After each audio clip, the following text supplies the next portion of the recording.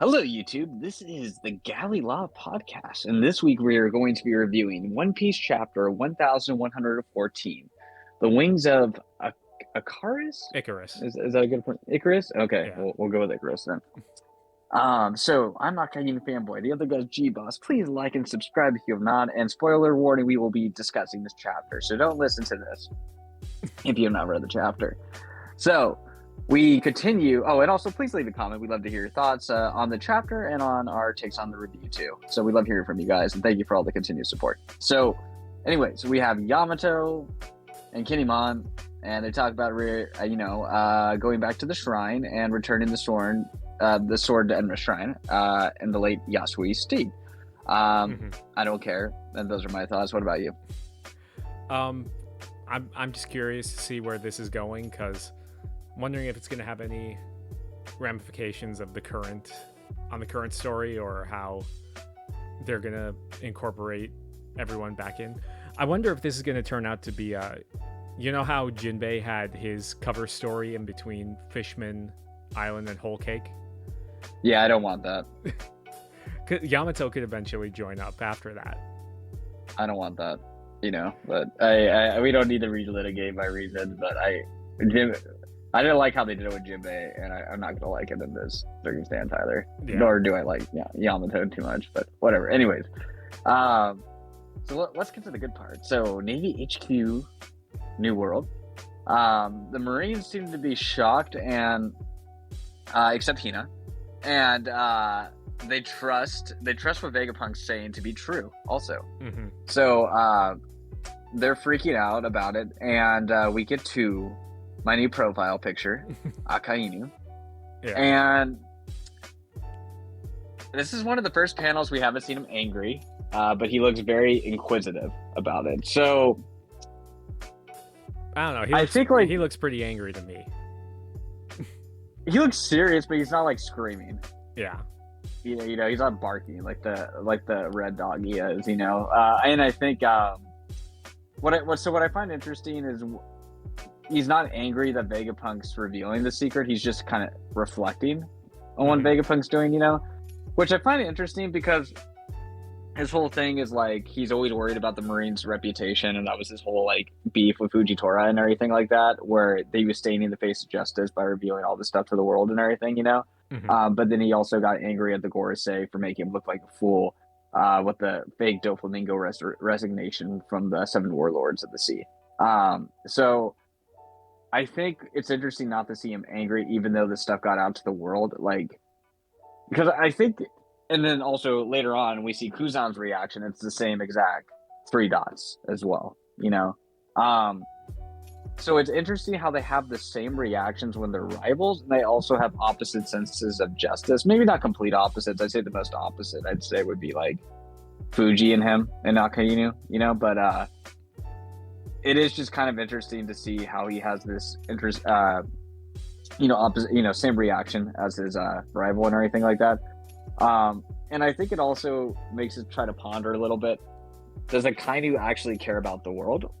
We were kind of talking about with the Gorosei, like, why do they want to maintain order? Like, we talked about this in our last theory video. Why did they want to maintain balance in the world so much, right? If they were just going to destroy it with the waves and the waters, but I think Akainu does care about the world. Now, he may do it in like a really twisted, bad way, and I'm not saying he has a big heart for innocent people per se, but he doesn't want to destroy it, Like, he just wants to destroy evil in the world. I think he's in the same line as Dragon. Dragon's facing east, and Akainu's facing west, and pondering and doing nothing. Well, the difference is Akainu's done a whole lot of stuff, and Dragon's done nothing. And Dragon isn't even here for like, this is like missing your child's birth, right? When it comes to Dragon did that too. My bad. No. We don't know that. We don't know that for sure. Too busy looking east.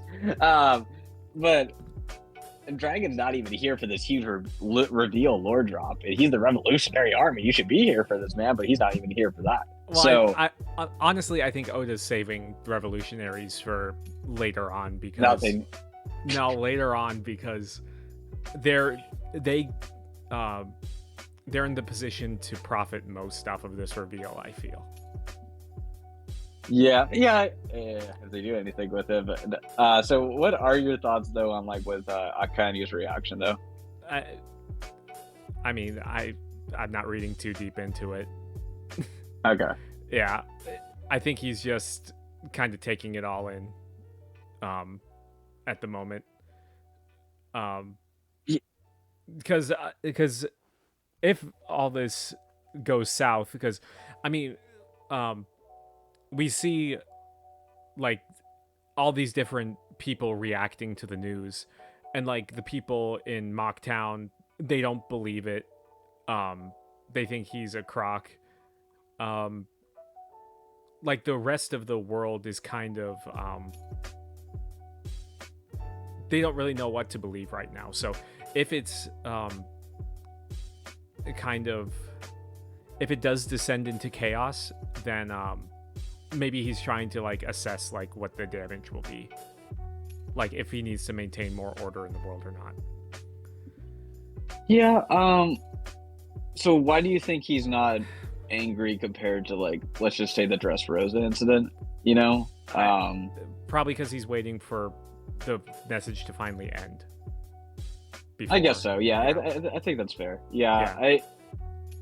One thought I was kind of like chewing this over a bit, because I could see Oda take him in a similar direction as he did kind of Rob Lucci, where we saw a difference in Lucci's character by asking about like, why are we killing the top scientists in the world kind of thing, you know, and he was just kind of following orders, and Oda illustrated Akainu as kind of like a puppet, a mindless like machine kind of for the celestial dragons, as he's calling Kuma a mindless machine, you know.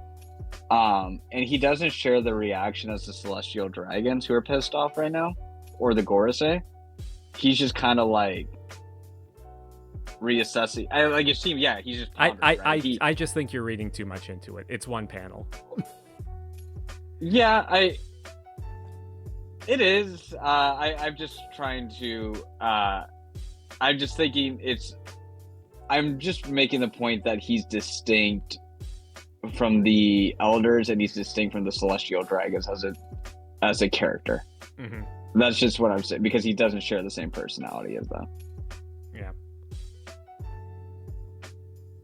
So, anyways, so Mocktown, we see that. We see Doflamingo having a good time. And so, with the, and he's making a joke with Magellan, like, how are you going to help me when it's flooded and things like that, too. One kind of aspect that this whole thing made me think about with the Throne Wars thing in regard to Suru, Vice Admiral Suru, where Doflamingo and them are talking, and basically how he was talking about there's going to be like a throne war. Everyone's going to fight for the throne with the Navy, Revolutionary Army, and the Supernova and Yonko.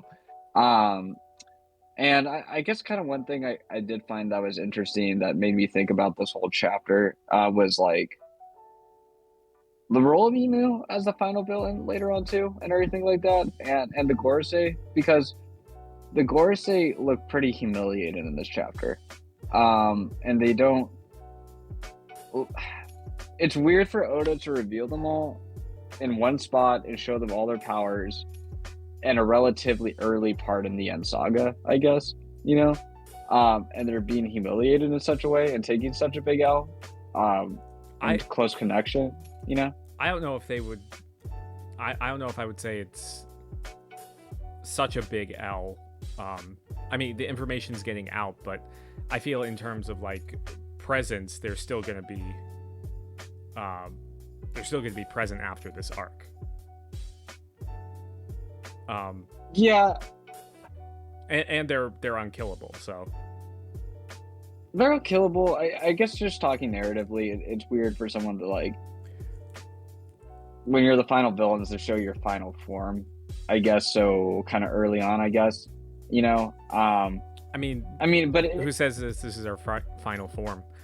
It's kind of like back in Water 7, they showed Lucci off early.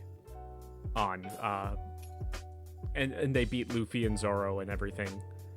But when they tried to assassinate Iceberg, but that didn't lessen. If anything, it kind of let us know kind of what we were going up against, what to expect. And I feel that that's what Oda's doing with the Gorosei here. Yeah, and I think I guess the difference. I guess there's like a difference between an arc and a saga, and I think kind of my whole thing is like the whole point of the government is to prevent this stuff from coming out, but now it's coming out. I guess, and I also think like we've known about these characters for, oh man, and he's lobby maybe around there. Before that, they were introduced by like Jaya.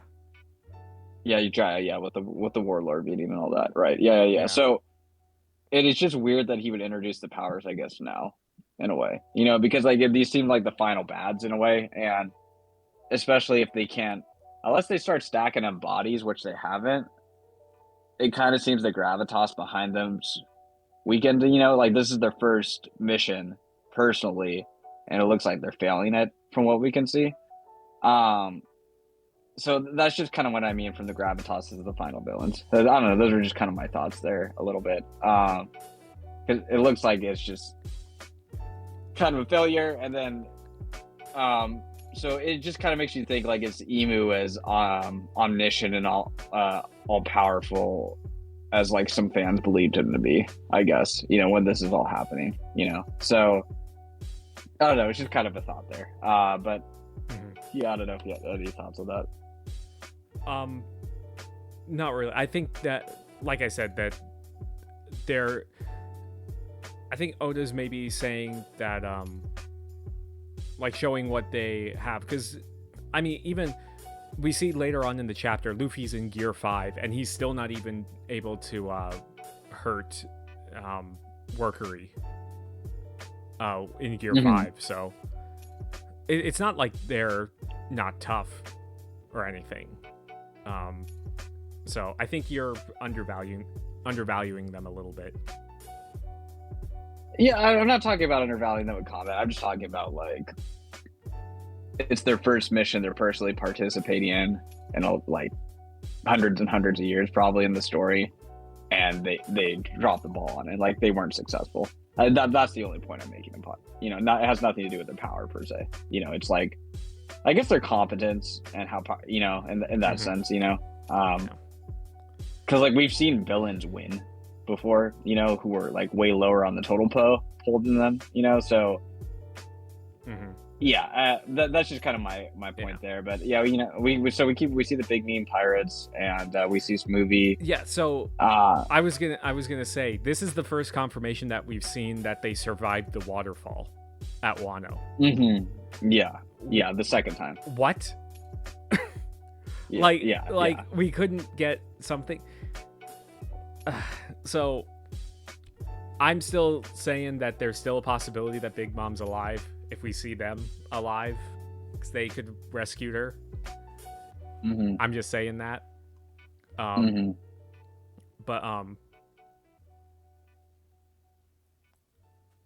I think in defense of the Gorosei, like later on, like we see Saturn fighting Chopper's crew and everything, but he just kind of barrels past them because they're saying like they're like in panic mode right now. Like it's like they were vacuuming some dirt that got up in their house, and then the ceiling collapsed. So they're not even worried about the dirt right now. They're just worried about fixing the big hole in their ceiling. So yeah, and they don't seem to be doing any or much in the way of damage at all. And it was kind of interesting to see Vegapunk acknowledge his gullibility and how he just kind of wanted to help the world. Flew too close to the sun, and they do the great shot of the mother flame. Yeah. Um, well, you know and, the whole thing with Icarus, right? The myth of Icarus. no, you can explain that though. I'm not familiar. Yeah, so it's I think it's a Greek myth um, about this inventor Daedalus and his son Icarus. They create wings out of wax to fly to the sun, and Icarus was flying with them, and he flew too close to the sun, and the wings melted, and he fell to Earth and died. Mm-hmm. So that's basically what it meant. Like when you hear the phrase "flew too close to the sun," it means you get burned and you fail because you tried to do something that was out of your reach. But I think it also is a double meaning because, like Vegapunk saying, like, I flew too close to the sun. I kind of read into it too as he got too close to the truth about Nika and Joy Boy with the sun and everything.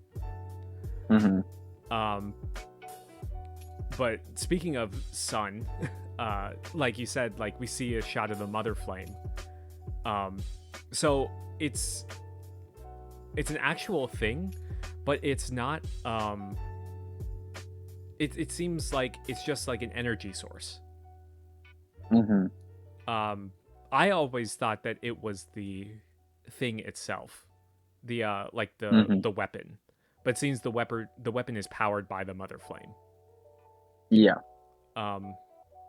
And I'm not a chemistry whiz, so I was trying to see if A and MU stood for anything like in chemistry terms, and it really doesn't. But yeah, it's do you have any thoughts about the mother flame? Because it's just fire and water, which means like it's like an eternal flame. Yeah. I mean, obviously we have some fire related stuff, but there wasn't really anything at this level, you know, like that really comes to mind, at least at this moment in time. So yeah, so I don't know, I thought that was kind of interesting. And then also when you get to the celestial dragons, it's just those miserable marines, what are they doing? Hurry and shove the creeps in its mouth. And so it is fascinating because it seems like the celestials do have some understanding about what's going on, about what the void century, you know, so maybe there is like a knowledge among them. I don't know how much. I thought it was kind of, the way that I read it was that they were just annoyed that he was on the screen, like he interrupted whatever they were doing, like cut off whatever they were watching or something. I don't know. But yeah, it could mean that, because like the I forget her name. It's Charlos's sister. Like because Vegapunk's mentioning that he's researching the Void Century. That's his second sin. But she's completely confused about it. So it doesn't seem like they really know. Because I just think that the Celestial Dragons are just stupid. Like they're just pampered idiots who are up there in their holy land, just doing whatever they want, and anything that inconveniences them, they're just bad at. That's how I read it. Yeah, and then when we get to Saul, it's a contrast to that, and guy who knows a lot, and he's kind of laughing it up a little bit. Back to Orange Town, which is good to see the doggo again. And, so we basically more or less get Vegapunk restated a lot of what we do know, kind of roughly about the Void Century and everything like that too. And then we get to Edison moving the clouds and everything for the Sunny, and he still looks like he's in a lot of pain and everything like that too. And it was basically just slowly kind of panel by panel by panel, you get the speech coming out, and you get to the recognition that Joy Boy is the first pirate, which I thought makes sense. not angry at it. I think it connects well. And I think it elevates Luffy a bit more. I mean, I know how people are with prophecy and all this stuff too, but I'm not completely irritated with it. So I thought it was fine. Yeah. Yeah. I think it's kind of cheesy that, like, oh, he was the first pirate. He's the first one that went out and did pirate stuff in the whole history of the world. Mm-hmm. I don't know. I thought that was kind of cheesy, but it is interesting because I don't know if it was ever made clear. It was now that Nika and Joy Boy are two different things. Because I was of the opinion that they were kind of used interchangeably. But so Nika is a god of the giants, compared to Joy Boy, who probably had the same fruit as Luffy.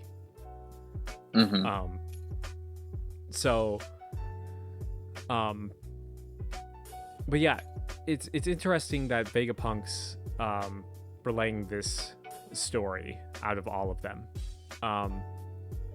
But I guess it means that Joy Boy is integral to the whole story of everything, of the Void Century, because he's saying, like, I won't tell you about the things that I don't know. I'll just state the facts. So, but it'll be interesting to see how many people will believe him, and because I think if he has a good enough story, that was the other thing. It was where was that quote?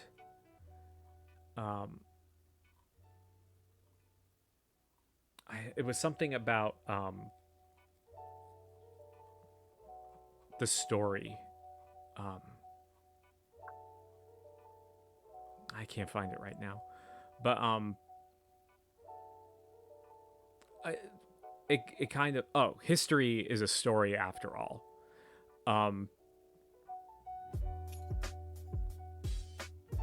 So what I was thinking about with that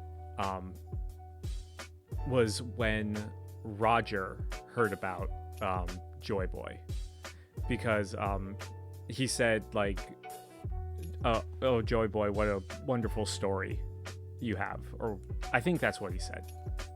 Yeah, something to that effect. Yeah. Yeah. So, I wonder if it was the history, because we always kind of suspected what Roger was referring to at that point. But if it is the history, then I'm wondering what's so laughable about it. You know. Yeah. Yeah, for sure. Yeah, and I think there's definitely a lot more to discuss about this in the future. It's definitely something I want to ponder and think about more as time goes on and everything like that. So definitely going to be chewing it over more, and maybe we could do a theory video since we're going to have break week coming up. Yeah, but I also wanted to say that I don't know. I still think it's a bad idea what Edison's doing.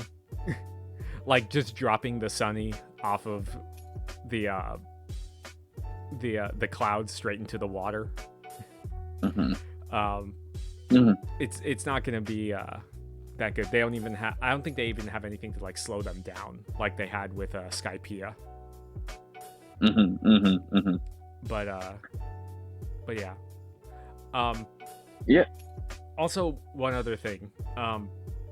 Like I said, like Saturn just kind of steamrolls past Nami's group by the Sunny, and I'm surprised that like Chopper wasn't poisoned because he got direct hit by the